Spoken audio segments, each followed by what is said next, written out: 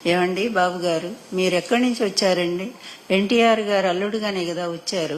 ఎన్టీఆర్ గారు ఇప్పటికి కూడా సువర్ణాక్షరాలతో నిలబెట్టుకోదగినటువంటి ఒక మంచి పరిపాలన అందించారనే కదా ఇప్పటికీ ఆయన కోట్లాది మంది అభిమానులు నీరాజనాలు వెలుగుతున్నారు.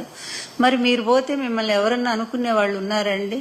మీ కనీసం మీ పీడ పోయింది అనుకునే వాళ్లే తప్ప ఎవరో ఇక కొద్ది మంది మాత్రం మీ వల్ల లబ్ధి పొందినో మీ బినామీలు వాళ్ళు బాధపడతారేమో గాని మరి ఎవరు కూడా మీ గురించి బాధపడే ప్రశ్న లేదండి. నేను ఒక్కటే అడుగుతున్నాను, మీకు 75 ఏళ్ళు దాటిపోయి 76 ఏళ్ళు వచ్చాయి.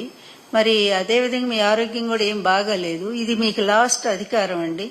ఈ చివరి అధికారంలో చివరిలో ఉన్నారు, వయసులో కూడా చివరిలో ఉన్నారు, ఒక అస్తమయ దిశలో ఉన్నారు. ఇలాంటప్పుడైనా సరే కొంచెం జ్ఞానం అండి, జ్ఞానం కలిగి నాకు మళ్ళీ భగవంతుడు ఒక అవకాశం ఇచ్చాడు పరిపాలించడానికి.